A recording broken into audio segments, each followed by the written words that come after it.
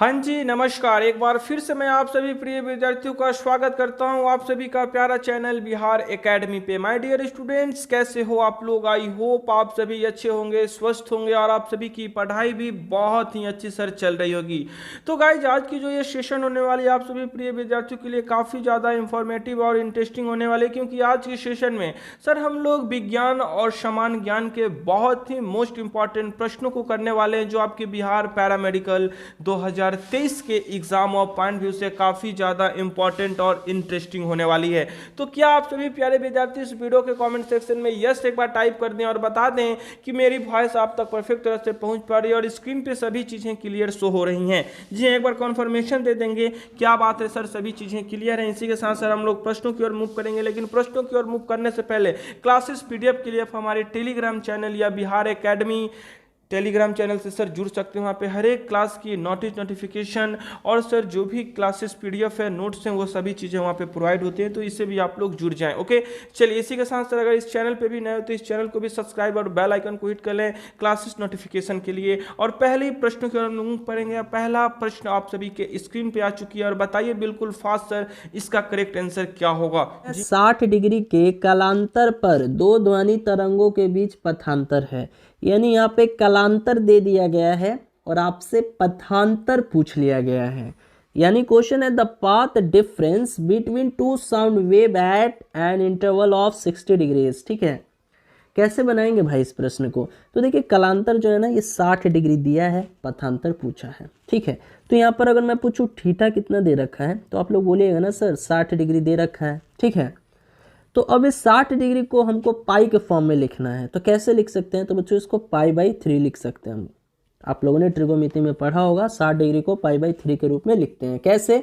तो बच्चों आप लोग जानते हो पाई का वैल्यू क्या होता है? 180 डिग्री होता है। ये तो आप सभी बच्चे जानते होंगे कि पाई का जो वैल्यू होता है वो 180 डिग्री होता है। अब 180 डिग्री में 3 से भाग लगाइएगा तो वही तो 60 डिग्री आएगा, है ना? तो यहाँ पे 60 डिग्री कह लो या पाई/3 कह लो, बात सेम ही है ना? अब इसके बाद देखिए निकालना क्या है बच्चों? पथांतर निकालना है। कलांतर दे रखा है, कलांतर कितना है? पाई/3 आ गया। तो बच्चों फॉर्मूला क्या होता है? ध्यान रखना है, कलांतर बराबर होता है, इसको ध्यान रखना है, 2 पाई अपॉन में लैम्डा गुने में पथांतर। ये फॉर्मूला होता है। ठीक है, तो अब देखिए कलांतर कितना निकला? पाई/3 और बराबर में 2 पाई अपॉन लैम्डा और गुने में पथांतर। बताइए बनेगा कि नहीं बनेगा पथांतर? ठीक है, ऑफकोर्स बनेगा। देखिए पाई से पाई कैंसिल हो गया, है ना?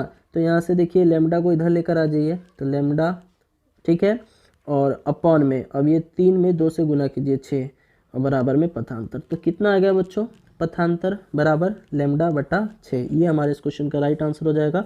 यानी पथांतर बराबर λ/6। देखिए किस में है?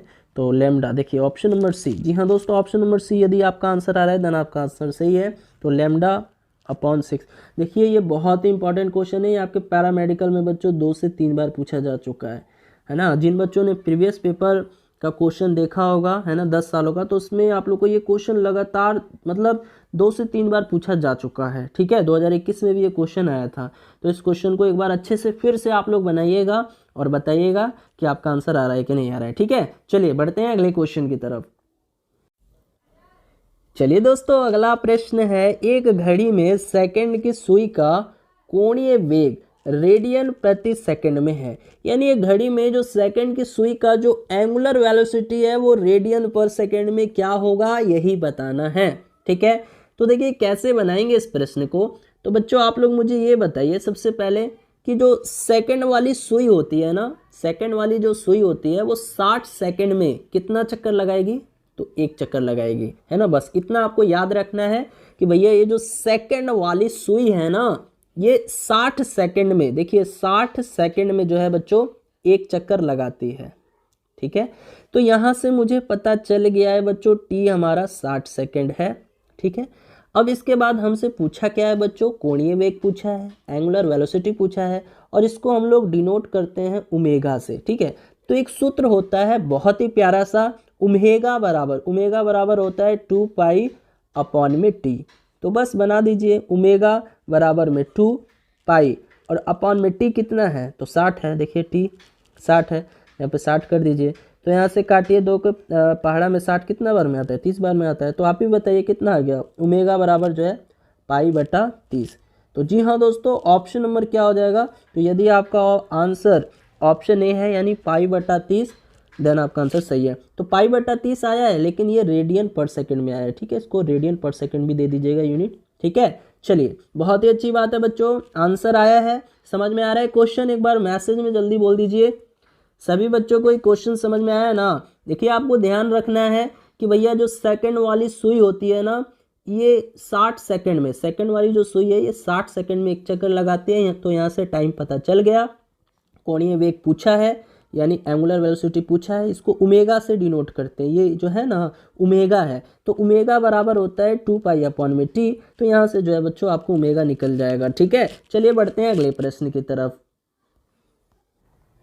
चलिए स्टूडेंट, अगला प्रश्न है, एक व्यक्ति जिसका द्रव्यमान 60 किलोग्राम है और वह 30 मीटर पर सेकंड के वेग से गतिशील है, तो उसका संवेग क्या होगा, यानी उसका मोमेंटम क्या होगा, ये आपको बताना है, ठीक है। यानी क्वेश्चन में ये कहा जा रहा है बच्चों, a man whose mass is 60 kg and his 30 metre per second is moving with a velocity of what will be his momentum, ठीक है। यानी इसका मोमेंटम क्या होगा, संवेग क्या होगा, यही बताना है। तो सबसे पहले जो जो चीज़ गिवन है उसको लिख लेते हैं, ठीक है। तो बच्चों यहाँ पे देखिए 60 किलोग्राम जो है उसका द्रव्यमान दे रखा है, यानी मास जो है ये 60 kg दे रखा है। उसके बाद बोल रहा है कि वह 30 मीटर पर सेकंड के वेग से गतिशील में है, यानी यहाँ से बच्चों v की बात की जाए वेलोसिटी, तो ये दे रखा है 30 मीटर पर सेकंड। और आपसे पूछा क्या है बच्चों, p पूछा है यानी मोमेंटम, ठीक है। मोमेंटम को p से डिनोट करते हैं, ठीक है। संवेग पूछा है, तो बच्चों यहाँ पे एक चीज़ मालूम होना चाहिए, संवेग यानी p बराबर क्या होता है, p बराबर क्या होता है बच्चों, तो ये होता है मास गुने वेलोसिटी, बस। तो यहाँ पर मास कितना है, 60 है, और वेलोसिटी कितना है, 30 मीटर पर सेकंड, है ना। तो यहाँ पर बस कर दीजिए, 60 में 30 से गुना कीजिए तो 1800, तो 1800 है ना, ये आपके क्वेश्चन का आंसर हो जाएगा। और ये 1800 kg पर मीटर सेकंड, यूनिट भी दे दीजिएगा, ठीक है। तो 1800 kg पर मीटर सेकंड जो है आपके इस क्वेश्चन का करेक्ट आंसर हो जाएगा, यानी ऑप्शन नंबर ए यदि आपका जवाब आ रहा है, देन आपका आंसर सही है। चलिए बढ़ते हैं अगले क्वेश्चन की तरफ स्टूडेंट।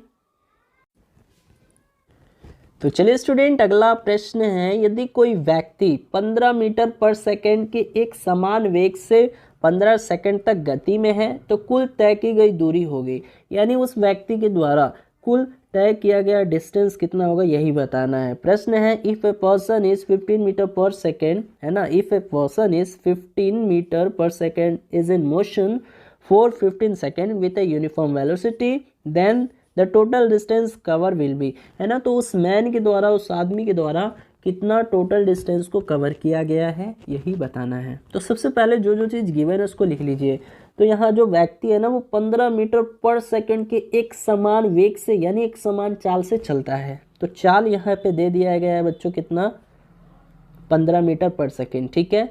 अब भैया 15 मीटर पर सेकंड के एक समान वेग से चल रहा है, एक समान चाल से चल रहा है ना, तो उसको बच्चा समय कितना लगता है बच्चा, तो उसको 15 सेकंड तक का जो है समय लगता है, यानी 15 सेकंड तक वो गति में होता है। समय कितना दे दिया, 15 सेकंड, ठीक है। अब उसके बाद क्या पूछा गया है, तो उसके बाद पूछा गया है कुल तय की गई दूरी कितनी होगी, यानी दूरी जो है आपसे पूछ लिया गया है। तो प्यारे बच्चों, आप सभी बच्चे जानते होंगे कि एक सूत्र होता है, सूत्र क्या होता है, दूरी, दूरी बराबर क्या होता है, चाल गुने समय होता है। बस, बन गया कि नहीं बना। तो चाल कितना है, तो चाल है बच्चों 15 मीटर पर सेकंड, और समय कितना 15 सेकंड का लगता है। तो 15 में 15 से गुना कीजिएगा तो ये कितना आ जाएगा, तो बच्चों ये आ जाएगा 225। तो यहाँ से 225 मीटर जो है आपके इस क्वेश्चन का प्यारा सा आंसर हो जाएगा, यानी ऑप्शन नंबर ए जो है आपका करेक्ट आंसर हो जाएगा। चलिए बढ़ते हैं अगले प्रश्न की तरफ स्टूडेंट। चलिए स्टूडेंट, अगला प्रश्न है, बैक्टीरिया को फिशन फंजाई क्यों कहते हैं, है ना। Why are bacteria called fission fungi, क्यों कहते हैं बच्चों, क्योंकि उनमें मुकुलन होता है, या फिर उसमें विखंडन होता है, या फिर उसमें विखंडन के साथ कवक के लक्षण होते हैं या विखंडन के साथ उनमें एल्गी यानी शैवाल के लक्षण होते हैं। जल्दी से जवाब देना है प्यारे बच्चों कि बैक्टीरिया को आखिरकार फिजन फंजाई क्यों कहा जाता है। तो जी हाँ दोस्तों, क्यों कहा जाता है, क्योंकि उनमें विखंडन के साथ साथ कवक के लक्षण भी जो है देखने को मिलते हैं। यानी ऑप्शन नंबर सी यदि आप लोग जवाब दे रहे हैं देन आपका आंसर सही है। ठीक है बच्चों, तो ऑप्शन नंबर सी जो है आपको राइट आंसर देना है। चलिए स्टूडेंट, अगला प्रश्न है डीएनए में पाए जाने वाले फ्यूरिन्स है। यानी डीएनए में जो पाए जाने वाले फ्यूरिन्स है वो कौन कौन से हैं। एडेनिन तथा साइटोसिन है, या थाइमिन तथा साइटोसिन है, या एडेनिन तथा ग्वानिन है, या एडेनिन तथा थाइमिन है। जल्दी से बताना है डीएनए में पाए जाने वाले फ्यूरिन्स जो होते हैं वो कौन कौन से हैं। तो वेरी गुड स्टूडेंट, यदि आपने जवाब दिया है ऑप्शन नंबर सी। जी हाँ दोस्तों, ऑप्शन नंबर सी यानी एडेनिन तथा ग्वानिन। जी हाँ दोस्तों, ऑप्शन नंबर सी यानी एडेनिन तथा ग्वानिन जो है ये डीएनए में पाए जाने वाले फ्यूरिन्स होते हैं। ठीक, अब स्टूडेंट बात आ चुकी है डीएनए की, है ना। तो डीएनए में डी का मतलब क्या होता है, डाइऑक्सी राइबोज। क्या होता है बच्चों, डाइऑक्सी राइबोज। और एन से क्या होता है बच्चों, एन से न्यूक्लिक होता है। और ए से क्या होता है बच्चों, एसिड होता है। ठीक है, तो ये आपको ध्यान में रखना है। डीएनए का फुल फॉर्म क्या होता है, डाइऑक्सी राइबो न्यूक्लिक एसिड। और इसकी संरचना कैसी होती है, डबल स्टैंडर्ड की होती है। ये भी याद रखिएगा, इसकी जो संरचना होती है, स्ट्रक्चर होता है वो कैसा होता है, डबल स्टैंडर्ड का होता है। ठीक है, डबल स्टैंडर्ड का जो है इसकी संरचना होती है। ठीक है स्टूडेंट, हाँ। अब इसकी खोज किसने की थी बच्चों, ये भी याद कर सकते हैं। इसकी खोज किसने की थी, तो वाटसन एवं क्रिक ने की थी। किसने, वाटसन, है ना। इसको अच्छे से लिख लेते हैं, वाटसन एवं क्रिक ने, वाटसन एवं क्रिक ने जो है इसकी खोज की थी। ओके, चलिए बढ़ते हैं अगले क्वेश्चन की तरफ स्टूडेंट। तो चलिए स्टूडेंट, अगला प्रश्न है काला जार का रोगवाहक कौन है। काला जार का रोगवाहक कौन है, who is the disease carrier of काला जार। ठीक है, तो काला जार का रोगवाहक जो है वो कौन सा है, मक्खी है या मच्छर है बच्चों। देखिए 4 ऑप्शन दिया हुआ है। पहला ऑप्शन है एनोफ्लीज मच्छर, दूसरा ऑप्शन है क्यूलैक्स मच्छर, तीसरा ऑप्शन है सीसी मक्खी, चौथा ऑप्शन है सिक्टा मक्खी। तो जल्दी से जवाब देना है, और ये बहुत ही वीवीआई प्रश्न है, ये आपके पैरामेडिकल में पूछा जा चुका है। ठीक है दोस्तों, तो जल्दी जवाब दीजिएगा। तो वेरी गुड स्टूडेंट, हाँ जी बिल्कुल वेरी गुड, सही आंसर है। तो यदि आपने जवाब दिया है ऑप्शन नंबर डी यानी सिक्टा मक्खी, जी हाँ दोस्तों, सिक्टा मक्खी जो है इस क्वेश्चन का राइट आंसर हो जाएगा। तो काला जार का रोगवाहक कौन सा होता है, तो ये सिक्टा मक्खी होती है। ठीक है, तो अब स्टूडेंट यदि हम लोग बात करें एनोफ्लीज मच्छर के बारे में, तो एनोफ्लीज मच्छर के काटने से कौन सा रोग होता है बच्चों, तो ये याद रखना है कौन सा रोग होता है, तो मलेरिया का रोग होता है। ठीक है, एनोफ्लीज के मच्छर के काटने से कौन सा रोग होता है, मलेरिया का रोग होता है। ठीक है, अब देखिए बच्चों, अगर सीसी मक्खी ये काटे तो इससे क्या होता है, इससे निंद्रा रोग हो जाता है। कौन सा रोग होता है बच्चों, निंद्रा रोग हो जाता है। ठीक है, तो ये भी आपको याद रखना है, आपके एग्जाम पॉइंट ऑफ व्यू से ये भी क्वेश्चन इंपॉर्टेंट है। ठीक है, चलिए बढ़ते हैं अगले क्वेश्चन की तरफ स्टूडेंट। तो चलिए स्टूडेंट, अगला प्रश्न है अनुवांशिक यूनिट अर्थात जीन होते हैं तो किस में होते हैं, यानी the genetic units genes are, यानी अनुवांशिक यूनिट यानी जिसको हम लोग जीन कहते हैं, ये किस में होते हैं, केंद्रकीय झिल्ली में, गुणसूत्रों में, लाइसोसोम में, या कोशिका कला में। तो जल्दी से जवाब देंगे सभी स्टूडेंट।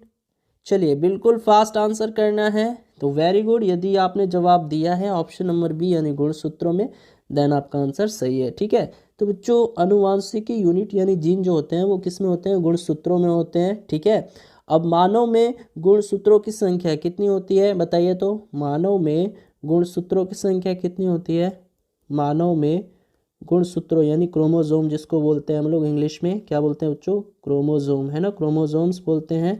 तो जल्दी से बताइए मानव में जो है गुणसूत्रों की संख्या कितनी होती है, तो बच्चों कुल जो होती है ना वो होती है 46, है ना। लेकिन कभी कभी पेयर के बारे में पूछ लेता है कि कितना पेयर होता है, तो ये 23 पेयर होता है ना। तो ये भी जो है आपको ध्यान में रखना होगा। खोज किसने की थी बच्चों बताइए, तो गुणसूत्र की खोज किसने की थी, गुणसूत्र की खोज किसके द्वारा की गई थी, तो ये की गई थी बच्चों वाल्डेयर के द्वारा। ठीक है, किसके द्वारा, वाल्डेयर जी के द्वारा जो है गुणसूत्र की खोज की गई थी। चलिए बढ़ते हैं अगले प्रश्न की तरफ। चलिए स्टूडेंट, अगला प्रश्न है, ध्यान दीजिएगा, निम्नलिखित में जल जनित रोग कौन सा है। जल जनित रोग के बारे में पूछा गया है, यानी which of the following is a water borne disease, है ना। तो मधुमेह है, हैजा है, चेचक है, मलेरिया है। जल्दी से जवाब देना है बच्चों, जल्दी से, बिल्कुल फास्ट। तो वेरी गुड, यदि आपने जवाब दिया है ऑप्शन नंबर बी यानी हैज़ा, देन आपका आंसर सही है। तो हैज़ा जो है ना, ये एक जल जनित रोग होता है। हैज़ा को कोलेरा कहते हैं। क्या कहते हैं बच्चों? कोलेरा। ठीक है, तो ये कोलेरा जो है, ये जो है जल जनित रोग है ना। चलिए अब स्टूडेंट यहाँ पे ध्यान दीजिएगा, कुछ और भी इंपॉर्टेंट पॉइंट्स है जो आपको जानना होगा। जैसे अब यदि मैं आपसे पूछूं, मधुमेह की बात आई है ना। तो मधुमेह जो रोग होता है वो किसकी कमी के कारण होता है? तो इंसुलिन की कमी के कारण होता है। किसकी कमी के कारण? इंसुलिन की कमी के कारण जो है ये मधुमेह रोग जो है होता है ना। अब यहाँ से स्टूडेंट बात करेंगे, चेचक जो है ये कैसा रोग है? तो ये वायरस के द्वारा फैलता है, यानी विषाणु जनित रोग है। ये कैसा रोग है बच्चों? विषाणु जनित रोग है, यानी जो वायरस से फैलता है। ठीक है, हाँ। अब यदि हम लोग बात करेंगे स्टूडेंट मलेरिया के बारे में, तो मलेरिया जो है ये मादा मच्छर एनाफ्लीज के काटने से फैलता है, और इस मच्छर में प्लाज्मोडियम नामक का परजीवी यानी प्रोटोजोआ पाया जाता है। ठीक है, तो आपको याद रखना है बच्चों, क्या याद रखना है? तो इस मच्छर में जो है ना, कौन से मच्छर में? मादा एनाफ्लीज। देखिए, ये जो मलेरिया रोग है ये मादा एनाफ्लीज मच्छर के काटने से फैलता है, और इस मच्छर में जो है प्रोटोजोआ पाया जाता है। ठीक है, चलिए बढ़ते हैं अगले प्रश्न की तरफ स्टूडेंट। तो चलिए स्टूडेंट, अगला प्रश्न है, कैलगन का व्यावसायिक नाम है, यानी द कमर्शियल नेम ऑफ कैलगन क्या है बच्चों? कैलगन का जो कमर्शियल नेम है, व्यावसायिक नेम है, वो क्या है? पहला ऑप्शन है सोडियम हेक्सा मेटाफॉस्फेट, दूसरा ऑप्शन है सोडियम एल्यूमिनियम सिलिकेट, तीसरा ऑप्शन है धावन सोडा आयन विनिमय रेजिन का, या चौथा ऑप्शन है उपरोक्त में से कोई नहीं। तो जी हाँ दोस्तों, जल्दी से जवाब देना है। कैलगन का जो कमर्शियल नेम है वो क्या है? तो वेरी गुड स्टूडेंट, यदि आपका जवाब आ रहा है ऑप्शन नंबर ए, देन आपका आंसर सही है ना। तो कैलगन का जो व्यावसायिक नाम है वो क्या है? सोडियम हेक्सा मेटाफॉस्फेट, है ना। चलिए चलिए बच्चों, इन सब क्वेश्चन को ना डायरेक्ट याद कर लेना है, डायरेक्ट पूछ लिए जाते हैं आपके एग्जाम में। ठीक है, जितने भी क्वेश्चन आप लोग देख रहे हैं, जितने भी क्वेश्चन मैं आप लोगों को करवा रहा हूँ, ये सभी क्वेश्चन आपके पैरामेडिकल पॉलिटेक्निक में पूछे जा चुके हैं, है ना। चलिए बढ़ते हैं अगले प्रश्न की तरफ। चलिए स्टूडेंट, ध्यान दीजिएगा, अगला प्रश्न है CuOH2 CuCO3, ये एक कॉपर का एक अयस्क है, और इसका रासायनिक नाम क्या है, यही पूछा है ना। यानी ये जो देख रहे हैं आप लोग, ये जो है और है किसका? कॉपर का। तो इसका जो रासायनिक नाम है वो क्या है, वही आपको बच्चों बताना है। तो देखिए, पहला ऑप्शन है एजुराइट, दूसरा ऑप्शन है मैकेलाइट, तीसरा ऑप्शन है क्यूप्राइट, चौथा ऑप्शन है कैल्कोसाइट। तो जी हाँ दोस्तों, जल्दी से जवाब देना है इस प्यारे से क्वेश्चन का, बिल्कुल फास्ट। जी हाँ, बिल्कुल फास्ट जवाब देना है प्रत्येक स्टूडेंट को। बहुत ही अच्छा क्वेश्चन है। चलिए, बहुत अच्छी बात है स्टूडेंट, यदि आपका आंसर आ रहा है ऑप्शन नंबर बी, देन आपका आंसर सही है ना। तो ये जो रासायनिक नाम होगा इसका, है ना, ये CuOH2 CuCO3, इसका रासायनिक नाम जो होता है वो क्या होता है? मैकेलाइट होता है, और ये कॉपर का अयस्क है। कॉपर के कितने अयस्क होते हैं? देखिए, होते तो काफ़ी ज़्यादा हैं, जिसमें से एक तो हो गया मैकेलाइट, है ना, एक हो गया आपका पायराइट्स, ठीक है, एक हो गया आपका पायराइट्स, और फिर एक हो गया आपका यहाँ पे क्यूप्राइट, है ना, क्यूप्राइट भी होता है जो है कॉपर का अयस्क यानी तांबा का अयस्क, है ना। उसके बाद जो है आप लोग ये तांबा ग्लास भी जो है एक होता है, क्या होता है बच्चों? तांबा ग्लास, ये भी जो है किसका अयस्क है? जैसे कि नाम में ही तांबा लगा हुआ है, तो ये भी एक तांबा का अयस्क है, तांबा ग्लास। ठीक है, तो इन सभी के फॉर्मूले भी आप लोग जान सकते हैं। पायराइट्स का जो फॉर्मूला होता है बच्चों, वो क्या होता है? CuFeS2। ठीक है, ताम्र पायराइट्स इसका पूरा नाम है, ताम पायराइट्स जो है इसका पूरा नाम है। उसका केमिकल फार्मूला क्या होता है? CuFeS2 होता है। क्यूप्राइट की बात करें तो इसका रासायनिक फार्मूला क्या हो जाएगा? Cu2O हो जाएगा। ठीक है, और यहाँ पे तांबा ग्लास की बात करें तो इसका क्या होता है? Cu2S। ठीक है, तो ये सभी भी आप जो है याद कर सकते हैं। चलिए बढ़ते हैं अगले प्रश्न की तरफ। चलिए स्टूडेंट, अगला प्रश्न है, CO2 में प्रोटॉनों की संख्या है, यानी the number of protons in CO2 is, कितनी होगी? तो देखिए, यहाँ पे बच्चों प्रोटॉनों की संख्या पूछा है। तो सबसे पहले आप लोग मुझे ये बताइए, परमाणु क्रमांक क्या होता है? परमाणु संख्या क्या होता है? परमाणु क्रमांक का डेफिनेशन क्या होता है बच्चों? तो परमाणु क्रमांक का डेफिनेशन होता है किसी भी नाभिक में उपस्थित प्रोटॉनों की संख्या को ही जो है हम लोग परमाणु क्रमांक कहते हैं। यानी कहने का ये अर्थ है कि परमाणु क्रमांक जो है ये बराबर होता है किसके? प्रोटॉनों की संख्या के, है ना, प्रोटॉनों की संख्या के बराबर होता है। तो ये आपको ध्यान में रखना है, ठीक है। अब यहाँ पर CO2 है ना, तो CO2 में देखिए कार्बन का जो है एटॉमिक नंबर कितना होता है बच्चों? परमाणु क्रमांक कितना होता है? 6 होता है। तो प्रोटॉन की संख्या कितनी होगी? 6 ही होगी, है ना, 6 ही होगी ना, इधर इसमें तो कोई दिक्कत नहीं है। अब देखिए ऑक्सीजन की बात आई है, प्लस दे देंगे। अब ऑक्सीजन, तो ऑक्सीजन का जो है परमाणु क्रमांक कितना होता है? तो बच्चों 8 होता है, लेकिन यहाँ 2 मॉलिक्यूल है ना, तो 8 गुने 2 कर देंगे, बस सॉल्व कर दीजिए। तो 6 + 8 दूनी 16, तो कितना आ जाएगा? 16 में 6 को जोड़िएगा तो कितना आ जाएगा बच्चों? 22 आ जाएगा। तो आप ही बताइए यहाँ से प्रोटॉनों की संख्या कितनी हो जाएगी CO2 में? तो ये 22 हो जाएगी, ठीक है। तो ऑप्शन नंबर जो है बी आपके इस क्वेश्चन का करेक्ट आंसर हो जाएगा, ठीक है। चलिए बढ़ते हैं अगले प्रश्न की तरफ। चलिए स्टूडेंट ध्यान दीजिएगा, अगला प्रश्न है किसकी इलेक्ट्रॉन बंधुता अधिकतम है, यानी which has the maximum electron affinity.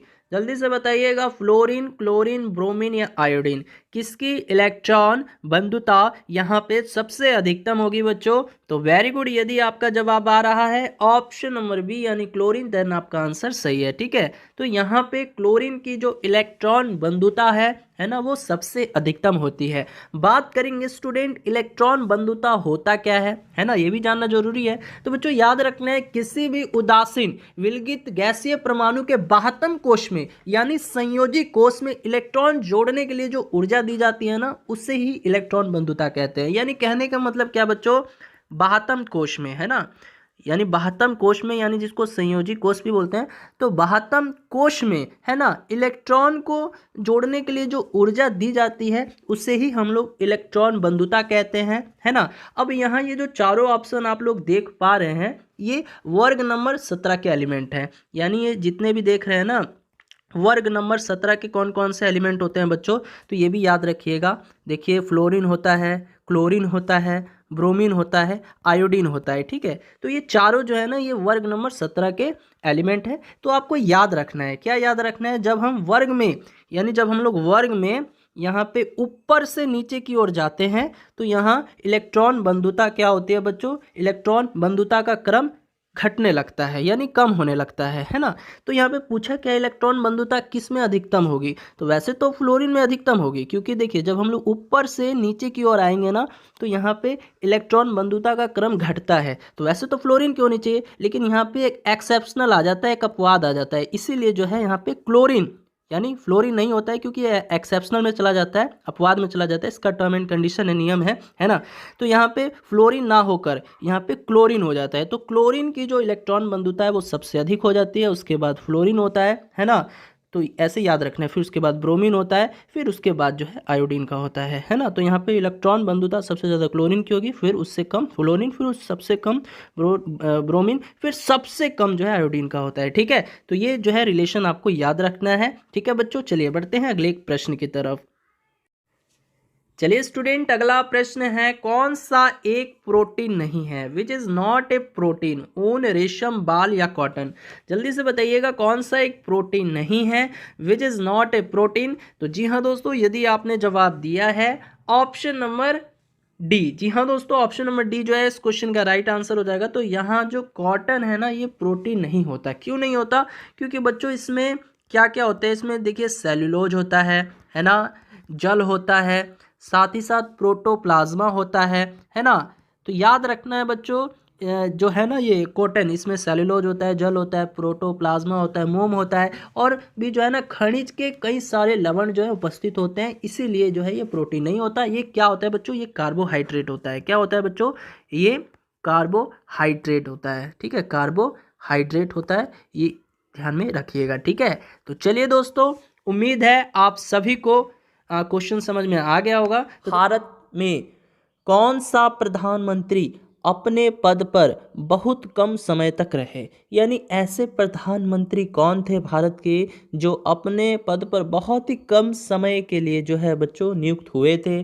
Gulzari Lal Nanda ji या मोरारजी देसाई या सरदार वल्लभ भाई पटेल या अटल बिहारी वाजपेयी? जल्दी से बताना है। प्रत्येक स्टूडेंट इस प्यारे से क्वेश्चन का जवाब देंगे। जी हाँ, भारत में कौन सा प्रधानमंत्री थे जो अपने पद पर बहुत ही कम समय तक रहे? तो जी हाँ, यदि आप लोगों ने आंसर दिया है ऑप्शन नंबर ए, है ना, ऑप्शन नंबर ए जो है यानी गुलजारी लाल नंदा जी, ये बहुत ही कम समय तक जो है अपने पद पर रहे थे। ठीक है, अब देखिए हुआ क्या था बच्चों, गुलजारी लाल नंदा ना ये 2 बार देश के कार्यवाहक प्रधानमंत्री के रूप में नियुक्त हुए थे। ठीक है, 2 बार गुलजारी लाल नंदा जी जो है 2 बार कार्यवाहक कार्यवाहक प्रधानमंत्री के रूप में नियुक्त हुए थे, है ना, 2 बार कार्यवाहक पीएम के रूप में नियुक्त हुए थे। ठीक है, तो ये आपको याद रखना है। देखिए 2 बार हुए थे, तो पहली बार कब हुए थे, जब पंडित जवाहरलाल नेहरू जी का निधन हो गया था, तो उस समय जो है सडनली एक प्रधानमंत्री चाहिए था, तो इनको नियुक्त किया गया था बहुत ही कम समय के लिए। ठीक है, बहुत ही कम समय के लिए। तो पहली बार जो है इनका कार्यकाल कब से कब तक का रहा, तो देखिए 27 मई 1964 से 27 मई 1964 से 9 जून 1964 तक इनका कार्यकाल रहा। आप देख सकते हो कितने कम समय में कितने कम समय के लिए ये जो है नियुक्त किए गए थे। और फिर से देखिए स्टूडेंट, दूसरी बार इनको कब नियुक्त किया गया था, तो ये भी याद रखना है 11 जनवरी, है ना, 11 जनवरी 1966 को इनको नियुक्त किया गया था। और ये कब तक अपने पद पर बने रहे थे, तो 11 जनवरी 1966 तक, है ना।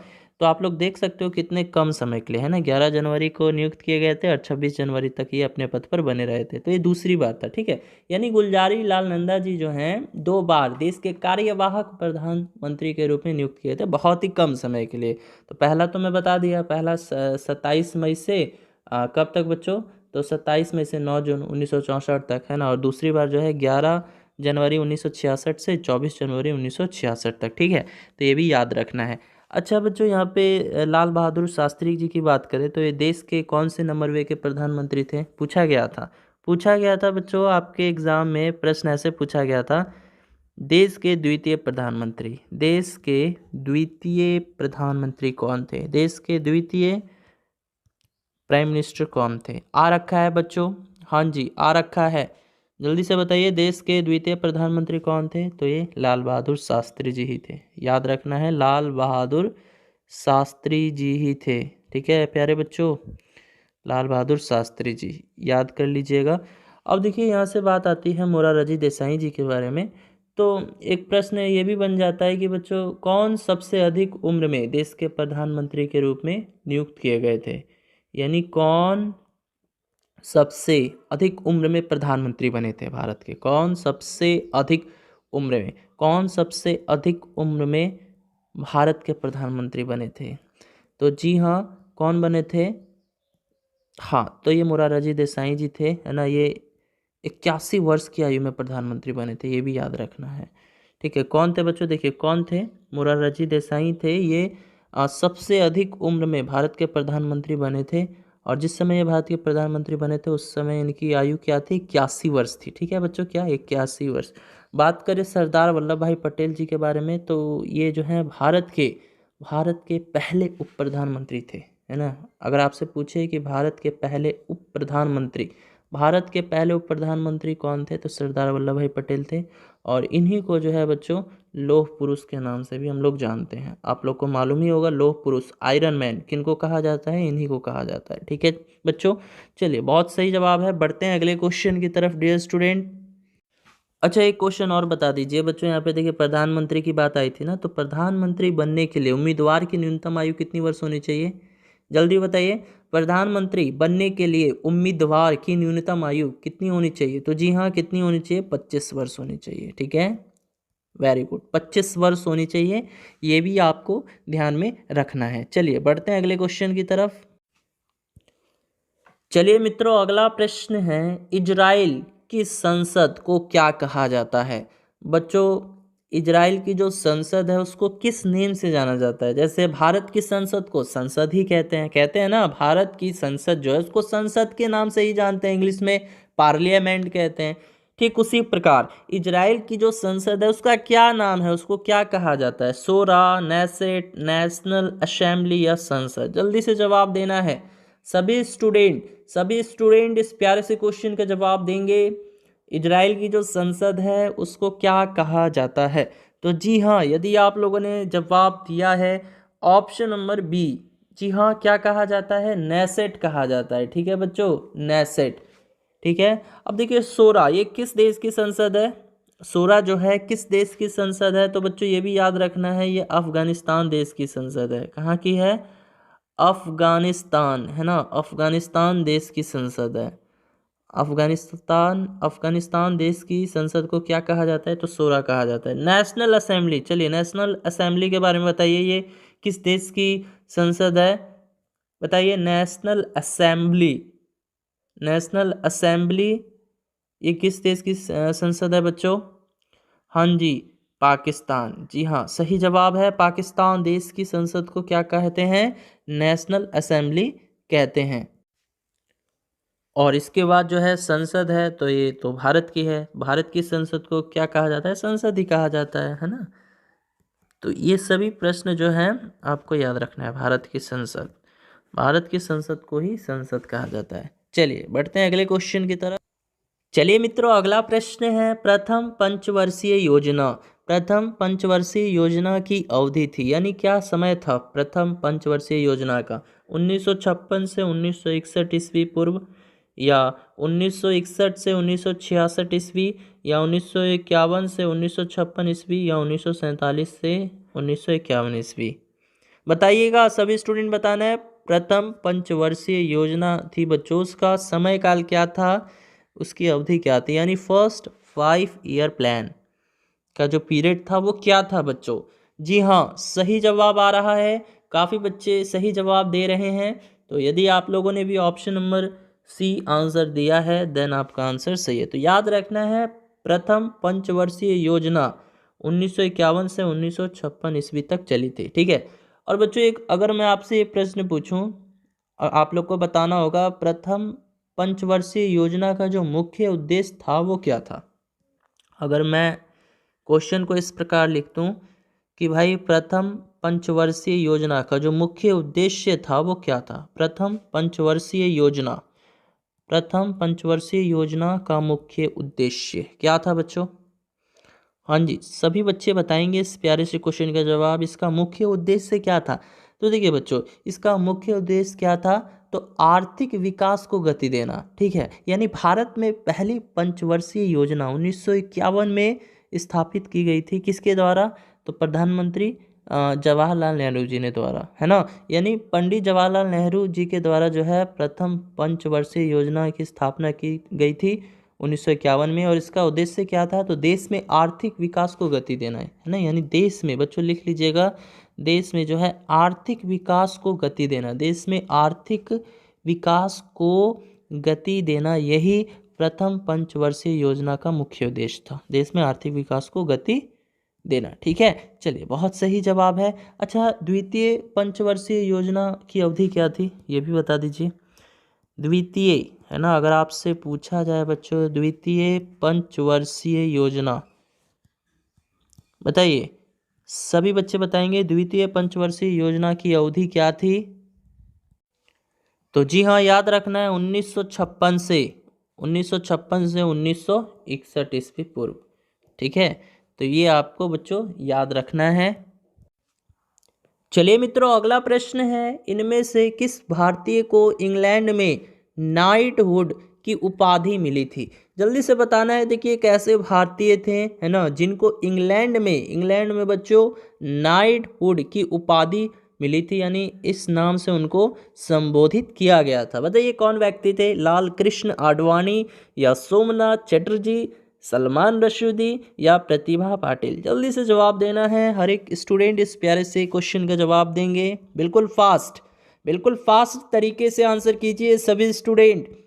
किस भारतीय को इंग्लैंड में नाइटहुड की उपाधि मिली थी? तो जी हाँ प्यारे मित्रों, यदि आप लोगों ने जवाब दिया है ऑप्शन नंबर सी, यानी सलमान रशदी, देन आपका आंसर सही है। ये बहुत ही फेमस लेखक हैं बच्चों, इनके द्वारा कई सारी पुस्तकें लिखी गई हैं, जिनमें से एक फेमस पुस्तक है बच्चों मिडनाइट चिल्ड्रन। आपके एग्जाम में आ रखा है कि भाई मिडनाइट, है ना, मिडनाइट चिल्ड्रन के लेखक कौन है बच्चों? मिडनाइट चिल्ड्रन, है ना। मिडनाइट चिल्ड्रन के लेखक कौन है? सलमान रशदी जी। चलिए मित्रों, अगला प्रश्न है, सूक्ष्मदर्शी की पहचान किसने की थी? बच्चों सबसे पहले सूक्ष्मदर्शी की पहचान किसके द्वारा की गई थी? जेड जॉनसन के द्वारा, या जे एल्बर्ट के द्वारा, ग्राहम बेल के द्वारा, या जी मार्कोनी जी के द्वारा? जल्दी से बताइएगा। सूक्ष्मदर्शी की पहचान सर्वप्रथम किसके द्वारा की गई थी? तो जी हाँ मित्रों, यदि आप लोगों ने जवाब दिया है ऑप्शन नंबर ए यानी जेड जॉनसन, देन आपके क्वेश्चन का आंसर सही है। ठीक है, तो याद रखना है सूक्ष्मदर्शी की पहचान किसके द्वारा की गई थी सर्वप्रथम? तो जेड जॉनसन जी के द्वारा की गई थी। देखिए यहाँ पे बात आई है बच्चों जे एल्बर्ट की। ठीक है, तो अगर आपसे पूछे कि टेलीविजन के आविष्कारक कौन थे? टेलीविजन के आविष्कारक कौन थे बच्चों? टेलीविजन के आविष्कारक, जी हाँ, टेलीविजन के आविष्कारक कौन थे? तो याद रखना है कौन थे? जे एल्बर्ट थे। देखिए ग्राहम बेल की बात करें तो टेलीफोन, अगर आपसे पूछे कि टेलीफोन के आविष्कारक कौन थे? तो ये ग्राहम बेल थे। अगर आपसे पूछे रेडियो, है ना, रेडियो के आविष्कारक ये कौन थे? तो ये आपके जी मार्कोनी जी थे। ठीक है, चलिए बढ़ते हैं अगले क्वेश्चन की तरफ डियर स्टूडेंट। चलिए मित्रों, अगला प्रश्न है, सारे जहां से अच्छा किसने लिखा था? देखिए बच्चों, बहुत ही प्यारा सा गीत है ये, देशभक्ति गीत है ना।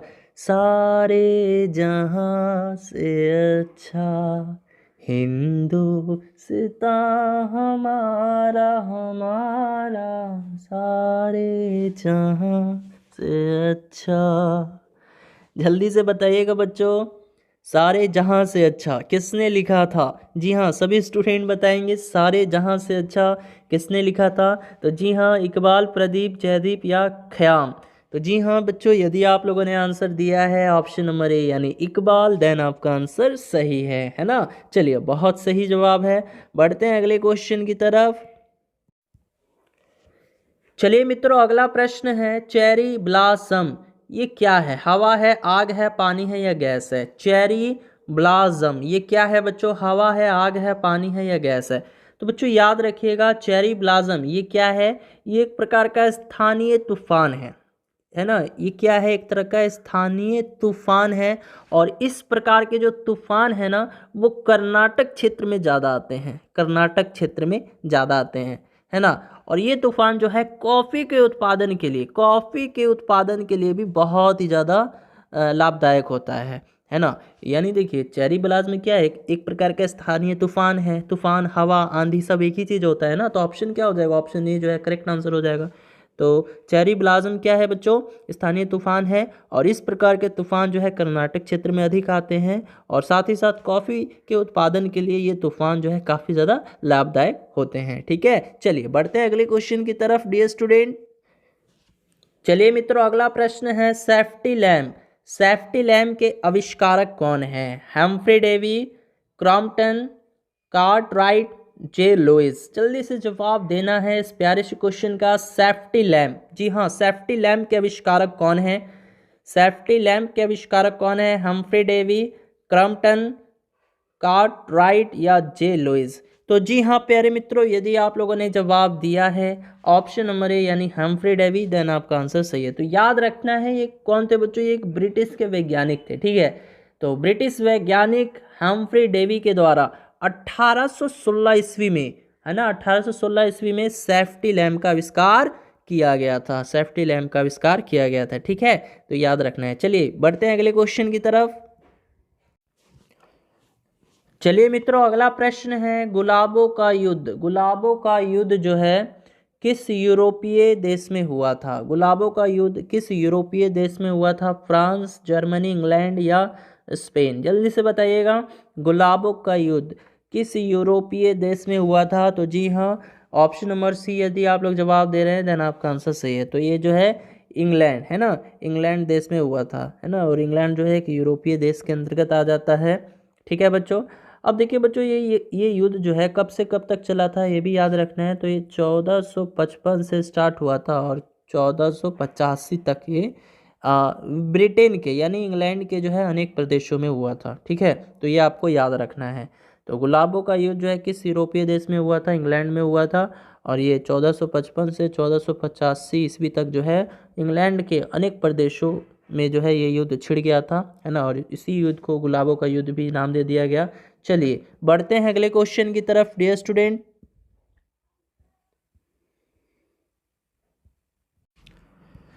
चलिए मित्रों, अगला प्रश्न है, प्रथम विश्व युद्ध की शुरुआत कब हुई थी? जल्दी से बताइएगा। प्रथम विश्व युद्ध यानी फर्स्ट वर्ल्ड वार कब स्टार्ट हुआ था? 14 जुलाई 1914 को, 28 जुलाई 1914 को, 28 जून 1914 को, या 28 मई 1914 को? देखिए ये तो बच्चे याद कर लेते हैं, इसलिए याद कर लेते हैं, लेकिन कभी कभी ऐसे भी प्रश्न पूछ दिया जाता है, यानी डेट दे देगा, मंथ दे देगा, अब बच्चा कंफ्यूज हो जाएगा। ठीक है, तो आपको प्रॉपर तरीके से याद कर लेना है।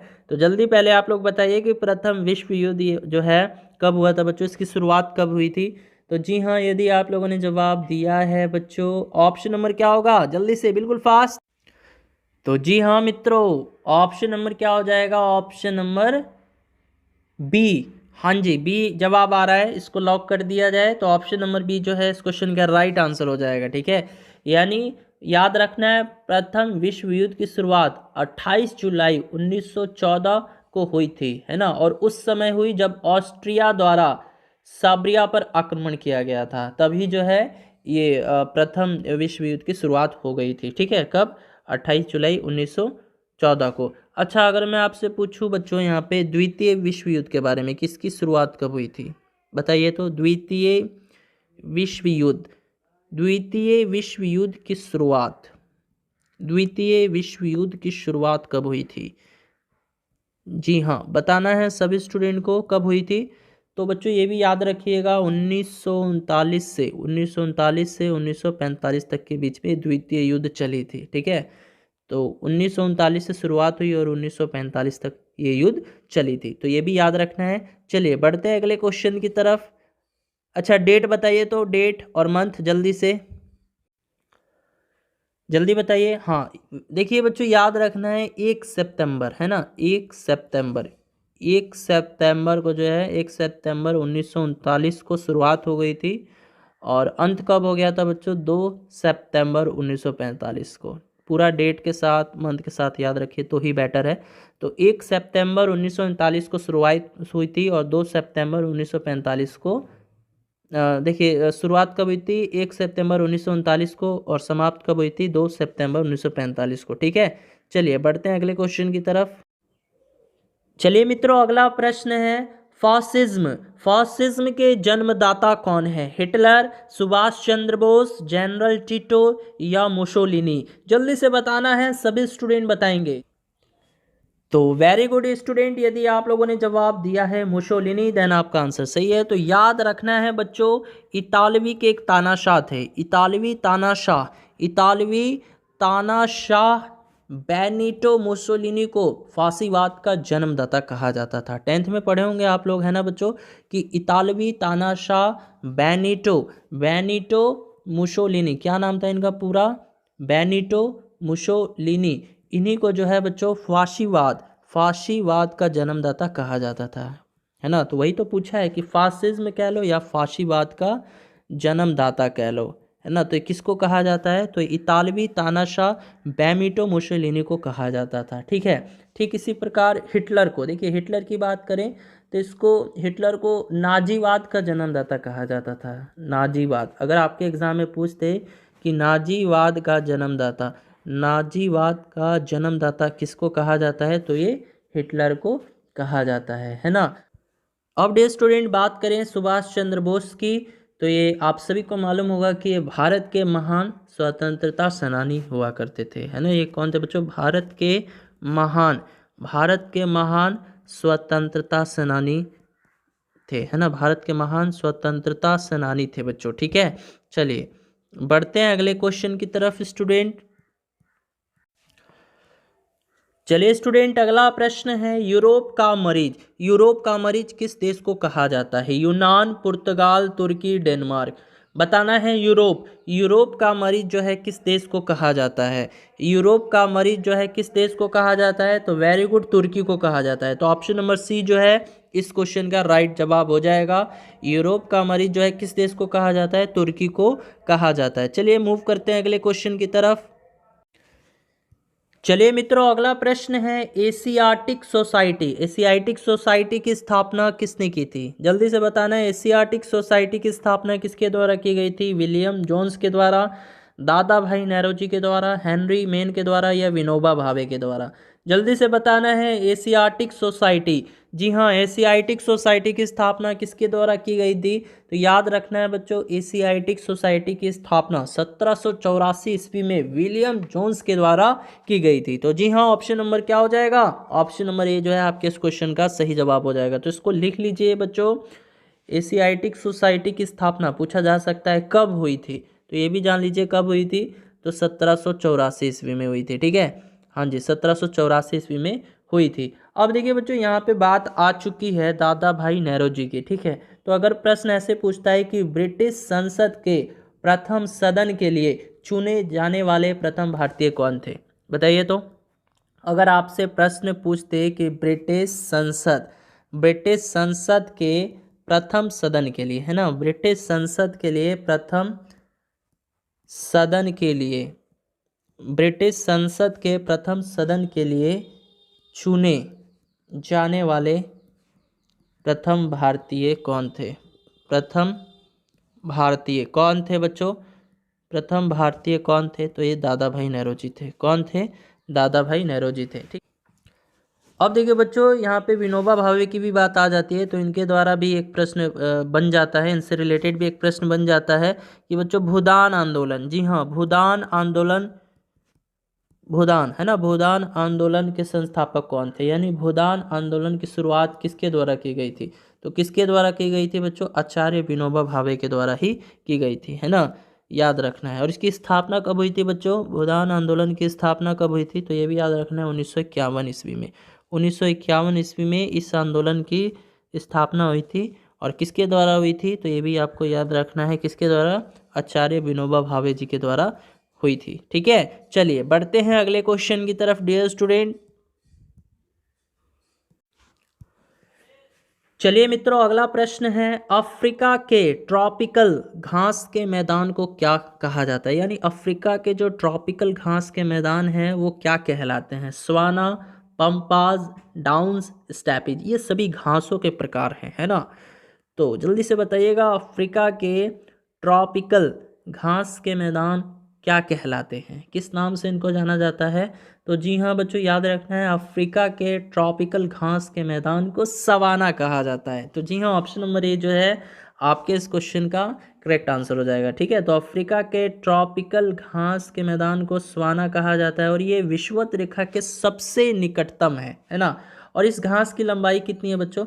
ये सवाना जो एक घास का प्रकार है, इसकी लंबाई कितनी है? तो 3 से 6 फुट तक लंबी होती है। ठीक है, 3 से 6 फुट तक लंबी होती है। ठीक है बच्चों, याद रखना है।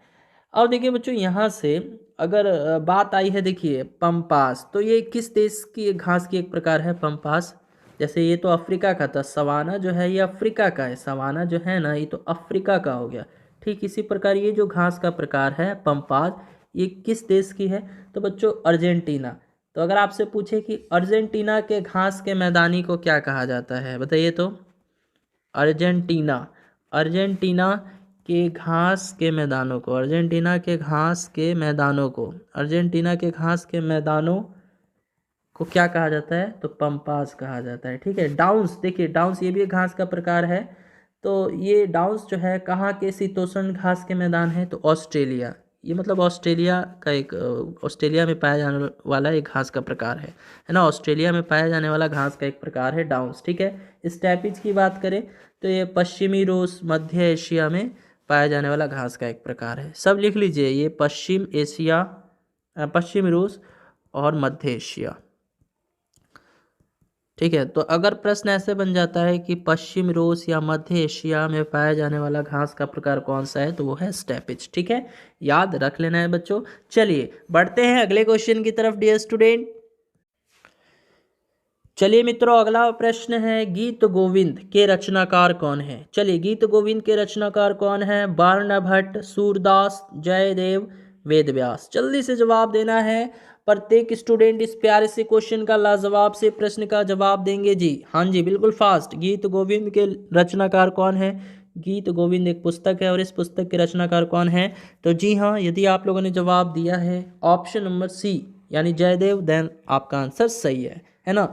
अब देखिए बच्चों, बाणभट्ट की बात करें तो ये भी एक बहुत ही फेमस राइटर है, बहुत ही प्रसिद्ध लेखक है। इनके द्वारा भी कई सारी पुस्तकें लिखी गई हैं, जिसमें से एक है हर्ष चरित्र, है ना। हर्ष चरित्र जो है ये किसके द्वारा लिखी गई एक पुस्तक है? तो बाणभट्ट के द्वारा लिखी गई पुस्तक है ना। कादम्बरी, देखिए कादम्बरी भी एक इनकी पुस्तक है बच्चों। तो पूछा जा सकता है कि कादम्बरी पुस्तक के लेखक कौन है? तो बाणभट्ट है। देखिए वेद व्यास के बारे में बात करें तो प्रश्न पूछा जाता है महाभारत, महाभारत पुस्तक के रचयिता कौन है? तो ये वेद व्यास जी हैं, ठीक है। तो चलिए प्यारे मित्रों, आज की इस क्लास में इतना ही रहने देते हैं। यदि क्लास अच्छी लगी हो तो एक लाइक दे दीजिएगा बच्चों। बहुत मेहनत लगता है ऐसी वीडियोस बनाने में, ऐसी वीडियोस को आपके सामने लाने में, ठीक है। तो यदि क्लास अच्छी लगी हो, पसंद आई हो तो एक लाइक दे दीजिएगा, और चैनल पे नए हो तो इस चैनल को भी ज़रूर सब्सक्राइब कर लीजिएगा। मिलते हैं अगली क्लास में नई जोश नई उमंग के साथ। तब तक के लिए बाय।